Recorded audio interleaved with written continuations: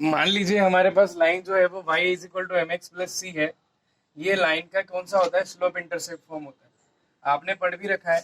और हम ऐसा मान लेते हैं कि हमारे पास इस लाइन का इक्वेशन ये हो गया, इसका स्लोप जो ये यहाँ पर हो गया थीटा, और आप जानते हैं m इक्वल टू होता है टेन थीटा, हम वैल्यू कैलकुलेट कर सकते हैं। और इसका इंटरसेप्ट जो हो गया वो हो गया आपका c या c1 हो गया। अब इसके पैरेलल कौन कौन सी लाइन होगी, इसके पैरेलल वो सारी लाइंस हो सकती है। कौन कौन सी लाइन जिनका स्लोप क्या होगा, बिल्कुल इसके जैसा इसका क्या होगा, स्लोप होगा। ये सारी लाइन जो क्या करेगी, एक्स एक्सिस से सेम एंगल बनाएगी, वो सारी लाइन जो होगी वो इसके पैरेलल हो सकती है। तो हम मान लेते हैं कि हमारे पास जो y इज इक्वल टू क्या हो जाएगा, एम एक्स प्लस सी कोई लाइन है, तो ये वाली लाइन क्या हो जाएगी, एम एक्स प्लस हो जाएगी c1। ये क्या हो जाएगी, y is equal to M x plus c2। यानी कि बात हम कर रहे हैं यहाँ पर सभी का स्लोप जो होगा वो स्लोप सेम रहेगा। जितनी भी पैरेलल लाइन होती है ना, सबका स्लोप क्या होगा, किसी एक लाइन के पैरेलल जो भी लाइन होती है उनका सबका स्लोप क्या होता है, सेम होता है। तो यहाँ पर बात हो गई कि इस लाइन से रिलेटेड कौन सी लाइन होगी, तो इस लाइन से रिलेटेड वो सारी लाइन होगी जिसका स्लोप क्या होगा, सेम होगा। स्लोप सेम होगा तो इसका स्लोप है 2, तो इसका लाइन का जो सेट जितने भी लाइन है उन सबका क्या स्लोप होगा, 2 होगा। दूसरी बात है कि यहाँ पर c की वैल्यू क्या होगी, तो आप जो देख रहे हैं कि जितनी भी पैरेलल लाइन है उन सभी के लिए इंटरसेप्ट जो है अलग अलग है, तो c की वैल्यू क्या हो सकती है, चेंजेस हो सकती है। इसलिए हमने क्या कर दिया, set of all the line related to the line y is equal to 2x plus 4 is in the form of, वो जो सेट होगा उसके अंदर सारी लाइन कौन सी होगी, y इज इक्वल टू कौन सी होगी, contains the all line which is in the form of y is equal to 2x plus c। तो हम यहाँ लिख सकते हैं set of all the line related to the line y is equal to 2x plus 4 contains all that line, contains all that line which is in the form of, which is in the form of, कौन से form में होगी, y is equal to 2x plus c। उन सभी के form में होने वाली जितनी भी लाइन है उन सबका जो सेट होगा वो क्या कहलाएगा, वो सारी लाइन इस लाइन से क्या हो जाएगी, रिलेटेड हो जाएगी। इस तरीके से हमारा एक क्वेश्चन फिनिश होता है। अब हम आगे की बात कर रहे हैं, क्वेश्चन नंबर हम 13 पर चलते हैं। 13 क्वेश्चन हमारा यहाँ पर स्केप हो गया है। क्वेश्चन नंबर 13 की बात करेंगे। It is a question number 13 and it's very easy question. I did not write the question here, and first I will explain that A, what is A? It is a set of all the polygons. It means we have a set of a polygon, and a relation R is defined in the set A. एक relation define किया हुआ है R, जो ये है कि R के अंदर ऑर्डर्ड पेयर आएंगे P1 P2, और P1 एंड P2 है सेम नंबर ऑफ साइड। दोनों की क्या है, P1 और P2 में क्या है, आपके सेम नंबर ऑफ साइड्स हैं। इसको सबसे पहले आपको इक्विवेलेंस प्रूव करना है कि ये रिलेशन इक्विवेलेंस रिलेशन है। इसका हाफ पार्ट और हम बाद में सोल्व करते हैं। हाफ पार्ट और मैं आपको इस पहले इक्विवेलेंस के कर लेते हैं सोल्व, उसके बाद बताता हूँ। तो क्वेश्चन नंबर 13 में सबसे पहले इक्विवेलेंस इसको प्रूव करना है। तो इक्विवेलेंस प्रूव करने के लिए फर्स्ट हम देखते हैं फॉर, किसके लिए, आप समझ गए हैं, for reflexive relation. Reflexive relation में क्या होता है कि ऑर्डर्ड पेयर के अंदर जो होते हैं दोनों एलिमेंट, दोनों जो नंबर्स होते हैं वो सेम होते हैं। फॉर रिफ्लेक्सिव रिलेशन हम देखते हैं दोनों सेम, यानी कि मान लीजिए कि पीपी अगर कहाँ हो, आर में हो, हम पहले से इसको बात कर रहे हैं कि ये आर में है, तो होगा क्या कि इन दोनों के अंदर रिलेशन फॉलो होना चाहिए। क्या रिलेशन है कि दोनों पॉलीगॉन्स की अंदर सेम नंबर ऑफ साइड्स है। तो आप वैसे ही जानते हो कि दोनों पॉलीगॉन अगर सेम है तो सेम पॉलीगॉन जो होगा उसके अंदर सेम नंबर ऑफ साइड होगी। पॉलीगॉन का मतलब ये होता है बहुभुज होता है, यानी कि उसके अंदर नंबर ऑफ साइड्स हो। हम ट्राइंगल की बात करें, triangle is a simplest polygon. तो हम यहाँ पे बात करते हैं कि इसके अंदर कितनी साइड है, 3 साइड है। तो एक और ट्राइंगल जो होगा उसके अंदर भी कितनी साइड होगी, 3 साइड होगी। यानी कि सेम पॉलीगॉन है, दोनों क्या नाम है, ट्राइंगल, इसका नाम भी ट्राइंगल। तो सेम पॉलीगॉन के अंदर क्या होता है, सेम नंबर ऑफ साइड्स होती है। तो यहाँ से क्लियर हो जाता है, तो लिखेंगे since each two same polygons, two same polygons contain same number of sides, therefore हम कह सकते हैं therefore, इसका मतलब हो गया फॉर ईच पॉलीगॉन, जो भी पॉलीगॉन सेट ए में बिलोंग करता है, किसी भी पॉलीगॉन के लिए हम बात कर देंगे for each P belongs to A, the ordered pair of PP belongs to क्या हो जाएगा R. Therefore we can say that there R is reflexive relation. क्यों हो जाएगा? क्योंकि सेम पॉलीगॉन में सेम नंबर ऑफ साइड्स होती है. R is reflexive relation. In the second, for symmetric relation, हम किसकी बात कर रहे हैं? हम सिमेट्रिक रिलेशन की बात कर रहे हैं. सिमेट्रिक रिलेशन में let the two P1 and P2 belongs to R. Thus implies that P1 P2 मान लीजिए कि R में है. इसका मतलब क्या है कि P1 और P2 में दोनों में क्या है? सेम नंबर ऑफ साइड्स है. क्या लिखेंगे? P1 and P2 have same number of sides. Thus implies that, इसका मतलब ये हो गया कि P1 और P2 में अगर सेम नंबर ऑफ साइड्स है तो P2 and P1 also have same number of sides. Same number of side इसके अंदर भी होगा. इसका मतलब हो गया कि हमारे पास एक ऑर्डर्ड पेयर बन गया P2 P1 और हम लिख सकते हैं P2 P1 belongs to R. इसका मतलब ये हो गया कि ऑर्डर्ड पेयर P2 P1 अगर R में चला गया तो therefore we can say that यहाँ लिख सकते हैं अपन R is symmetric relation. R कौन सा रिलेशन हो जाएगा? Symmetric relation. R अगर सिमेट्रिक रिलेशन प्रूव हो जाता है, इसके बाद हम चलते हैं ट्रांजिटिव रिलेशन. तो हम बात करते हैं फॉर ट्रांजिटिव रिलेशन की. फॉर ट्रांजिटिव रिलेशन में हम बात करते हैं, यहाँ लिखेंगे let P1 and P2 belongs to R. इसका मतलब ये हो गया P1 and P2 have same number of sides. इसका मतलब हो गया P1 P2 में सेम नंबर ऑफ साइड है. फिर हम मान लेते हैं P2 और P2 and P3 belongs to R. इसका मतलब हो जाएगा P2 and P3 have same number of sides. अगर हमारे पास ये प्रूव हो जाता है कि P1 और P2 में सेम नंबर ऑफ साइड्स है, P2 P3 में सेम नंबर, तो P1 और P3 में भी क्या होगा? सेम नंबर ऑफ साइड्स होगी. तो हम ये कह सकते हैं यहां से कि therefore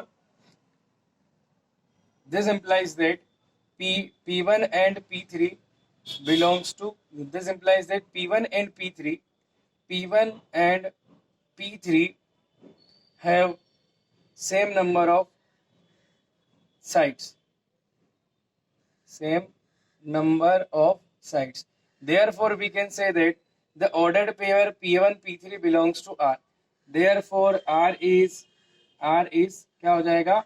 transitive relation.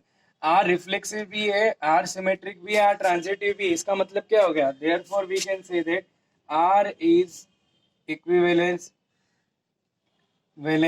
Relation. R क्या हो जाएगा? हमारा एक इक्विवेलेंस रिलेशन हो जाएगा. तो एक पार्ट तो हमारा क्या होता है यहाँ पर खत्म हो जाता है कि R हमारा क्या होने वाला है? इक्विवेलेंस रिलेशन होने वाला है. ठीक है. अब इसके बाद हम बात करते हैं इक्विवेलेंस के बाद कि हमें हाफ पार्ट और क्या प्रूव करना था उसकी बात करते हैं. तो हाफ पार्ट जो हमने प्रूव किया था और हाफ पार्ट और हम कैसे प्रूव करेंगे ये देखिए. क्वेश्चन का जो हाफ पार्ट और था वो ये पूछ रहा है what is the set of all elements. उन सभी एलिमेंट्स का क्या सेट होगा इन ए, जो कि ए में है और related to the triangle with side 3, 4 and 5. किसी कोई ट्राइंगल है और उस ट्राइंगल की साइड 3, 4 एंड 5 है और ऐसे कौन कौन से एलिमेंट्स हैं ए के अंदर. तो बेसिकली ए क्या है? A is the set of polygon. A क्या है? सेट ऑफ पॉलीगॉन है. तो ए सेट ऑफ पॉलीगॉन है. इसका मतलब क्या हुआ कि इसके अंदर ट्राइंगल भी होगा, इसके अंदर हमारा क्वाड्रिलेटरल भी होगा, हमारे पास बहुत सारे होंगे, है ना, पॉलीगॉन्स होंगे. लेकिन सबसे पहली बात कि ट्राइंगल से रिलेटेड कौन सा होगा. तो हमने क्वेश्चन में पढ़ा है कि 2 पॉलीगॉन है जिनके अंदर सेम नंबर ऑफ क्या होना चाहिए? साइड होना चाहिए. इसका मतलब क्वेश्चन हमारे साइड्स का बन रहा है कि अगर 2 पॉलीगॉन में सेम नंबर ऑफ साइड्स होंगी तो ट्राइंगल से कौन सा पॉलीगॉन रिलेटेड होगा? तो ट्राइंगल से वो सारे पॉलीगॉन रिलेटेड हो जाएंगे जो ट्राइंगुलर शेप में होंगे. तो यहां पर हम क्या लिख सकते हैं कि the set of all the elements इस क्वेश्चन में, the set of all the elements related to the triangle with sides 3, 4 and 5 will also be set of triangles. ठीक है, सेट ऑफ क्या हो जाएगा आपका, ट्राइंगल्स हो जाएगा. सेट ऑफ ट्राइंगल इसलिए होगा क्योंकि दो पॉलीगॉन हमको वो ढूंढने हैं जिनके अंदर सेम नंबर ऑफ साइड्स हो. तो सेम नंबर ऑफ साइड्स किसके अंदर होगी, ट्राइंगल के अंदर ही होगी. तो ये हमारा लास्ट का क्वेश्चन का भी क्या हो जाता है, आंसर यहाँ पर मिल जाता है. इस तरीके से हमने अप टू द 14 क्वेश्चंस तक फिनिश कर लिया है. इसके बाद हम चलते हैं क्वेश्चन नंबर 15 की ओर और देखते हैं क्वेश्चन नंबर 15 में क्या दिया हुआ है.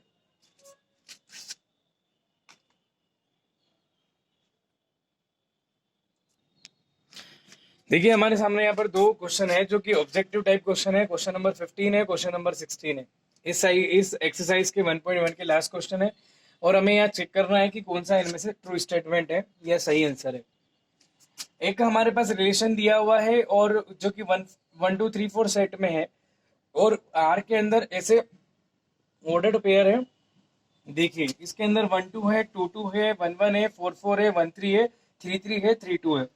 और ये कौन सा रिलेशन है हमको बताना है. क्या आर रिफ्लेक्सिव सिमेट्रिक है और ट्रांजिटिव नहीं है, क्या आर जो रिफ्लेक्सिव है ट्रांजिटिव है सिमेट्रिक नहीं है, क्या आर सिमेट्रिक है और ट्रांजिटिव और है बट रिफ्लेक्सिव नहीं है, या R is an equivalence relation, क्या आर इक्विवेलेंस रिलेशन है. सबसे पहले अपन बात करते हैं यहाँ पर, ध्यान से देखिएगा. हमारे पास सबसे पहले अपन स्टार्ट करते हैं रिफ्लेक्सिव. रिफ्लेक्सिव क्या कहता है, रिफ्लेक्सिव कहता है कि जो ऑर्डर्ड पेयर आपके आने चाहिए. ऑर्डर्ड पेयर कैसे होने चाहिए, जितने भी एलिमेंट्स किसी सेट में दिए हैं उन सेट्स के अंदर जितने भी एलिमेंट है ना, अभी अपने पास जो सेट है वो है उसके अंदर एलिमेंट है 1 2 3 4.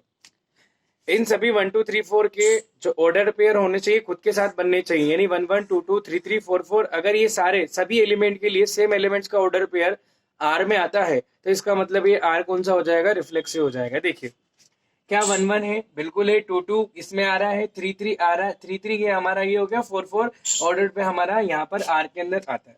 तो इसका मतलब ये कि ये रिलेशन क्या हो जाता है, रिफ्लेक्सिव. सभी एलिमेंट के लिए सेम सेम एलिमेंट का ऑर्डर पेयर हमारे पास आ जाना चाहिए. आगे बात करते हैं. अब दूसरा होता है हमारा सिमेट्रिक का. सिमेट्रिक के लिए हम बात करते हैं, स्टार्टिंग करते हैं ए बी से. 1 2 हमने कोई भी एक एलिमेंट ले लिया 1 2, क्या इसका आपके पास सिमेट्रिक फॉर्म 2 1 इसके अंदर है. 2 1 हमारे पास एग्जिस्ट नहीं है, इसलिए हम कहेंगे कि ये आपका सिमेट्रिक नहीं है. लेकिन दूसरी बात हम करते हैं, क्या हमारे पास यहाँ पर ट्रांजिटिव है, क्या हमारे पास ऐसे 3 ऑर्डर्ड पेयर है जिसके लिए हम ए बी बी सी और ए सी बिलोंग्स टू आर देख सकते हैं. तो आप यहाँ पर क्लियर देख सकते हैं कि अगर हमारे पास यहाँ पर देखिए 1 3 है, हमारे पास यहाँ क्या हो गया 1 3 है. अभी सबसे पहले अपन ने क्या देखा, रिफ्लेक्सिव हो गया, सिमेट्रिक नहीं है. 1 3 है हमारे पास ऑर्डर पेयर 1 3. फिर उसके बाद आप देख सकते हैं हमारे पास ऑर्डर पेयर 3 2. इसका मतलब हम इसको ए मान सकते हैं, इसको बी, ए बी, और ये हो गया आपका बी सी. तो इसका मतलब ये हो गया कि 1 2 इसका ए सी बनेगा, ए सी यानी 1 2. क्या 1 2 हमारे पास, 1 2 हमारे पास एग्जिस्ट है. इसका मतलब क्या हो गया, हमारे पास ये रिलेशन ट्रांजिटिव रिलेशन है. तो रिफ्लेक्सिव है, ट्रांजिटिव है, बट सिमेट्रिक नहीं है. कौन सा ऑप्शन सही है, आर इज सिमेट्रिक. सिमेट्रिक नहीं है, सिमेट्रिक नहीं है. R is reflexive and transitive, यानी कि second option R is reflexive and transitive but not symmetric, ये हमारा सही आंसर हो जाता है. क्यों हो जाता है, क्योंकि सेम सेम एलिमेंट के ऑर्डर पेयर है, सिमेट्रिक की बात ही नहीं हो रही कहीं पे भी. और तीसरी बात ये कि हमने ये यहाँ पर 3 ऑर्डर पेयर से एग्जिस्ट कर लिया जिसमें ए बी और बी सी एग्जिस्ट कर रहा है आर में, तो उसका ए सी भी एग्जिस्ट करता है आर में. बात करते हैं अपन किसकी, क्वेश्चन नंबर 16. क्वेश्चन नंबर 16 में रिलेशन बहुत अच्छा दिया है. रिलेशन में बोला है कि relation a is equal to b minus 2 से डिफाइन है और b की वैल्यू ग्रेटर देन 6 होना चाहिए जो कि नेचुरल नंबर है. नेचुरल नंबर में 6 से ग्रेटर आता है 7 8 9 10 ऐसे आते हैं. अब अपन बात करते हैं इनमें से कौन सा ऑर्डर पेयर जो यहाँ पर सेटिस्फाई कर रहा है. सबसे पहले b की वैल्यू, आपको b की value order pair A B है ना, तो पीछे वाले की वैल्यू क्या होगी, 6 से ज्यादा होगी तो 7 होगी, 8 होगी. तो ऐसे एलिमेंट आप देख लीजिए, हमारे पास ऐसे 3 एलिमेंट है जिसमें b की वैल्यू क्या हो रही है, 3 8 6 8 और 8 7 हो रही है. अब अपन बात करते हैं कि ये फर्स्ट वाला तो होना नहीं है. क्यों, क्योंकि b की वैल्यू 6 से ग्रेटर है. फर्स्ट वाले को चेक करते हैं. फर्स्ट वाले को चेक करते हैं, बी की वैल्यू मान लीजिए 8 है, तो 8 माइनस 2 ए की वैल्यू कितनी आ जानी चाहिए, तो ए की वैल्यू आ जानी चाहिए आपकी 6 आ जानी चाहिए. तो यहाँ पर b की वैल्यू हमने रखी थी कौन सी 8, b की वैल्यू 8 रखी लेकिन a की वैल्यू 3 आ रही है, इसका मतलब ये हमारा नहीं हो सकता। हम नेक्स्ट की बात करते हैं, b की वैल्यू 8 और a की वैल्यू 6 आ रही है, यानी कि सही ऑप्शन हमारा कौन सा होगा, सी वाला होगा, 6 और 8। इस तरीके से हमने ये ऑब्जेक्टिव को क्लियर कर लिया। ये हमारी पूरी एक्सरसाइज यहाँ पर फिनिश होती है। इस लेक्चर में हमने आज 1.1 फिनिश कर ली, इसके बाद हम देखेंगे 1.2 और उसके पहले हम समझेंगे टाइप्स ऑफ फंक्शंस, कि फंक्शंस कैसे होते हैं, उनके टाइप्स क्या क्या है, उनके बारे में हम स्टडी करेंगे।